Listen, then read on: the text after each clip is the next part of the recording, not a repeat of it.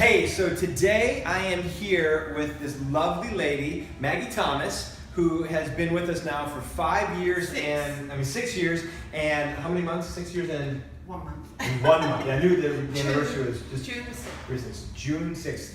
And so in that time, Maggie has gone from a woman who is interested in myofascial release to a woman who is, as I would say, an expert. I know there's further to go. Yes. I get that. Yes. But I'm going to call her an absolute expert, in the field of myofascial release technique. So I think the first thing that we want to talk about quickly here, Maggie, is can you give me just a cursory idea as to what is myofascial release technique, or why is it different than traditional massage? Okay, well, the fascial system is like a gossamer network of fine tubules if you were to take all your muscles and bones out of your body, you'd be left with this framework in the shape of your body. Very good. Made up of minute little tubules.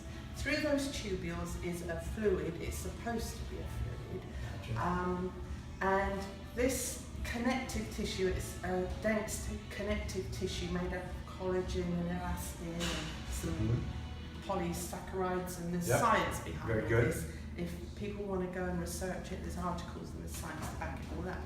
But it's around not only every muscle, but every fibre of every muscle, every fibril. It's around every organ, even the interstitial spaces in between the cells it's fascia in there. Basically, there's no space. Right. Yeah, we don't have air inside.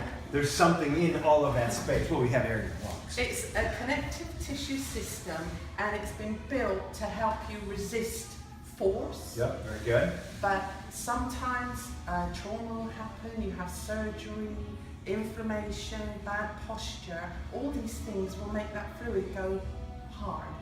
And people that sit at a computer all day, when they go, oh gosh, I need a massage, it's this fascial tissue that's gone hard. It's like when you peel the skin off a chicken leg, a raw chicken leg, that white stuff that goes, that's superficial. That holds it together, absolutely. Fascia. Yeah. So what the difference between massage is, the only thing that will bring the fluidity back to this substance, it's called ground substance, it's a gel-like fluid in the tubules. What's made it go hard is all the aforementioned things, inflammation. Yeah. The only thing that will bring it back into a fluid state is pressure. Yeah. No oils, no massaging, pressure. So you find the restrictions in the body, and we're trained in, it's a 3D system, and you're trained to work 3D, not left, right, up or down, it's into. And you have to lean into the restriction, and it can take a few minutes, but you feel that resistance start to soften like warm toffee. Yeah. When you feel that, the fluidity's coming back. Don't you love the way she said, warm toffee? Well, I'm British. I know, Maggie! I'm not going to say that word. Okay. Right, so you're leaning in, you're applying the pressure, and it starts to soften. Then you're trying to figure out where you need to torque. So I think one of the things, as you're saying that, one of the things that I think of that I think would be important for people to understand too then, is because of that, it's a more patient technique than maybe what a massage is for just relaxation or that feeling of like, oh, I got a knot out for the day, because we're trying to make a long-lasting change, right? Right. So because of that, the patience of the technique then would suggest that there's greater value in this technique over time or long term, or committing to saying, hey, I'm gonna dive into this, and I'm gonna come and do this, and I'm gonna do this every week for the next 6 months. It is an investment, but because you're doing 3D work and you're working through, and you can affect a broader area deeper. So although it's a patience game, it can still be widely affected pretty quick. And patient clients, I often call them patients, I was a nurse, they say, I feel like you've given me a muscle relaxer. And I say, well, all I've done is I've removed the saran wrap off of the bound up muscle so that it could relax. So in a way, yes, you've had a muscle relaxer, and you can feel good because of that effect. The fact that you take the straight jacket off the tissues Very good.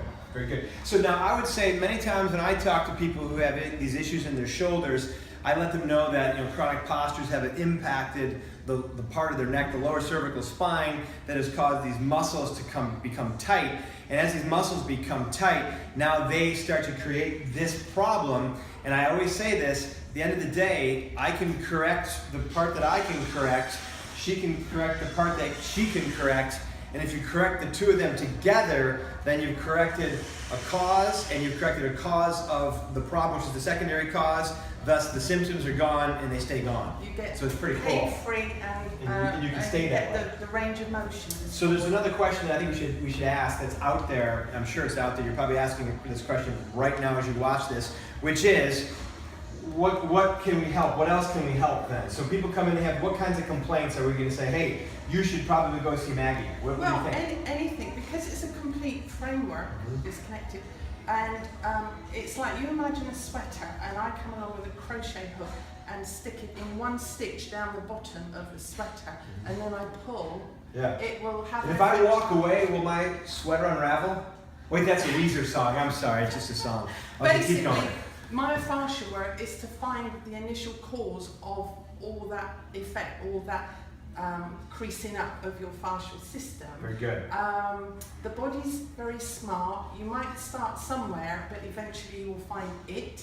Yeah. And as John F. Barnes, who's the guy that I train under, says, you've got to remove that crochet hook, because once you stand up, gravity will start to pull again, and you reproduce the... So good. So all right, I think we did a good job of kind of opening up the door for people to understand this. I think it's very, very, very, very, very valuable. We buy into it a lot here. So every time you hear me say to somebody, if I'm saying it to you, you could use a foam roller for that, you could use a foam roller for that, you could use a foam roller for that. I'm giving you these really patchwork answers. And if you really, so anything I've said, you could foam roll. Anything, any part of the body that I've told you to use a foam roller on, you would be better off spending some time with this lady and actually fixing it versus just crying into your carpet at home on the foam roller. I do that. I cry every night into my carpet because it hurts. So, all right, and the other cool thing about Maggie is if you go see her, she'll actually speak with that cool accent to you while you're, or actually if you want to fall asleep, she'll just be quiet and she'll fall asleep. I'll ask you if you would like a drink of water. Water, very good. All right, thank you so much, Maggie. Or a pint, she might give you a pint. All right, thanks guys.